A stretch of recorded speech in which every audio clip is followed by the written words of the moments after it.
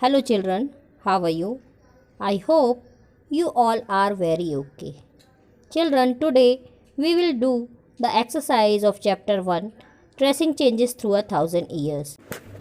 In the previous video, I explained you the question answer up to question number 6. From today, we will start the exercise with the question number 7. Now seventh, how were the affairs of जातीज regulated. अब जो जाति बन गई थी तो वो किस तरह से चलाई जाती थी, उनका सिस्टम क्या था, वो इस क्वेश्चन में पूछा गया है। So let's see, the affairs of jatis were regulated by an assembly of elders which is also known as jati panchayat in some areas. Jatis framed their own rules and regulations to manage the conduct of their members. Jatis were also required to follow the rules of their villages governed by a chieftain. So children, जो जातीज थे उसके सारे काम जो होते थे वो उस जाति के एल्डर मेंबर जो होते थे वो देखते थे। या तो चिल्ड्रन, जो जातीज थी उस वक्त उनके जितने भी काम होते थे, जितने भी इश्यूज होते थे, वो सारे उस जाति के एल्डर्स मेंबर्स देखते थे और वो जाति पंचायत के नाम से जानते थे। अब जाति जो थी उनके अपने रूल्स थे, अपने रेगुलेशंस थे, जैसे कि मैंने बताया था।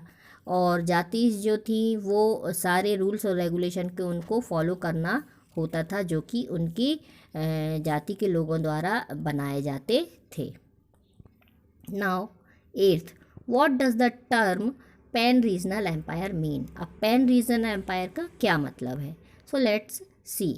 The term Pan regional empire means the empires which were spanning diverse regions which was expanded to a larger area or regions like dynasties of Chols, Khaljis, Tughlaqs and Mughals.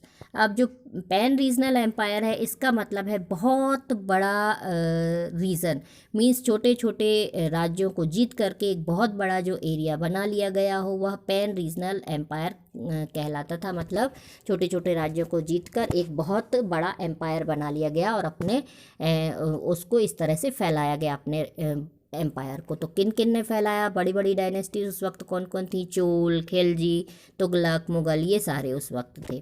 Now let's discuss what are the difficulties historians face in using manuscript. अब manuscript का use करते समय जो हमारे historians हैं, इतिहासकार हैं, उनको क्या क्या डिफ़िकल्टीज़ फेस करनी होती हैं ये हम इसमें देखेंगे। Difficulties faced by historians in using मैनस्क्रिप्ट्स।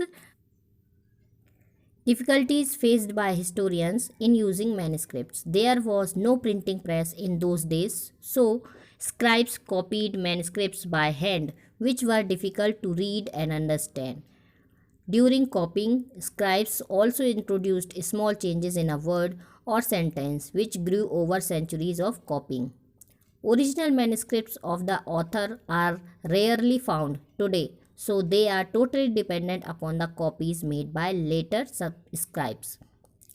Historians have to read different manuscripts versions of the same text to guess what the author had originally written. अब बहुत सारी ऐसी प्रॉब्लम्स आती हैं हिस्टोरियंस को जब मैनस्क्रिप्ट्स पढ़ते हैं, इतिहास की कोई चीज़ें पढ़ते हैं। पहली बात तो उस वक्त प्रिंटिंग प्रेस नहीं होता था, तो जो भी चीज़ें उनको लिखित में मिलती थी वो उसको समझने में उनको बहुत ज़्यादा प्रॉब्लम होती थी, क्योंकि वो उसको पढ़ने में बहुत डिफ़िकल्टी उनको आती थी, फिर उसको समझने में बहुत डिफ़िकल्टी आती थी मैनस्क्रिप्ट्स को। फिर एक और चीज़ थी कि जब कॉपी की जाती थी तो कॉपी करने में कुछ वर्ड ऐसे होते थे जो कि समझ में नहीं आ रहे हैं, तो वो रॉन्ग लिख लिए या अपने तरीके से समझ के लिखिए। तो इस तरह से जब सेंचुरीज़ बदलती गई और कॉपी होती गई तो कुछ वर्ड या कुछ सेंटेंसेस में चेंज आते गए। ओरिजिनल मैन्युस्क्रिप्ट्स जो है वो बहुत कम देखने को मिलती हैं और जो है वो एक व्यक्ति से दूसरे व्यक्ति में, दूसरे से तीसरे में, इस तरह से कॉपी करके पाई गई हैं। तो ये चीज़ें जो है ये डिपेंड होती है कि कितनी कॉपीज़ उसकी बनी हैं और फिर उसमें स्क्राइब्स के द्वारा कितने चेंजेस किए गए हैं। फिर हिस्टोरियंस को पढ़ने में भी मैन्युस्क्रिप्ट्स को बहुत दिक्कत होती है, क्योंकि जो कुछ सेम टेक्स्ट की जो बुक होती है ऑथर ओरिजिनली जिन्होंने लिखी हैं वो तो उनको मिलती नहीं है, उनको कॉपी की हुई मैनस्क्रिप्ट्स मिल रही हैं, तो उसमें उनको बहुत ज़्यादा प्रॉब्लम होती थी। Now How do historians divide the past into periods? Do they face any problem in doing so? अब हिस्टोरियंस जो हैं उन्होंने पास्ट को किस तरह से डिवाइड किया है, पास्ट के जितने भी टाइम पीरियड्स थे उनको किस तरह से डिवाइड किया है, क्या उनको किसी प्रकार की कोई प्रॉब्लम हुई, इसमें ये पूछा गया है. So let's C. Historians divide the past into periods on the basis of economic and social factors to characterize the major element of different moment of the past. Historians ने पास्ट को जो divide किया है वो economic और social factors की characteristics के basis पर किया हुआ है. The historians faced a lot of problem because economic and social changes keep taking place, hence definite boundaries can not be drawn.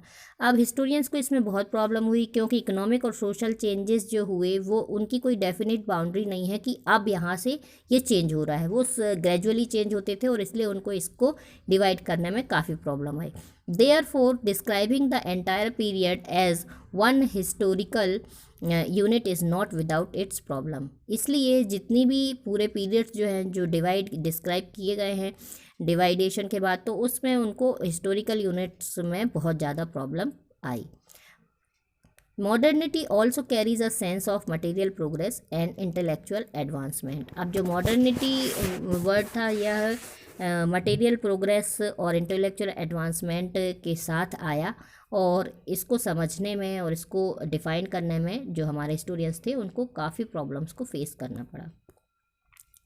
The study of time is made somewhat easier by dividing the past into large segments periods which possesses shared characteristics. अब जो study of time जो था वह भी past को divide करने में उनको बहुत समय लगा कि कितने पीरियड्स में इनको डिवाइड किया जाए, उसकी कैरेक्टरिस्टिक्स क्या हुई, किस तरह से ये समय जो था पीरियड्स जो थे ये पास हुए. तो इस तरह से उनको काफ़ी दिक्कतों का सामना करना पड़ा. So children, here is your chapter number 1 of history exercises finished. In the next video, we will start your geography book. Before closing the video, I have to say you something children. You have to complete your fair copy, history copy को आपको fair करना है, complete करना है. ये question answer जो है exercises जो है ये उसमें आप लिखेंगे, लेकिन लिखने के सबसे पहले आपको ऊपर टॉप में लेसन नंबर डालेंगे, लेसन नाम डालेंगे और डेट डालेंगे. जब डेट डालेंगे उसके बाद ही आप लिखना स्टार्ट करेंगे. So have a good day children.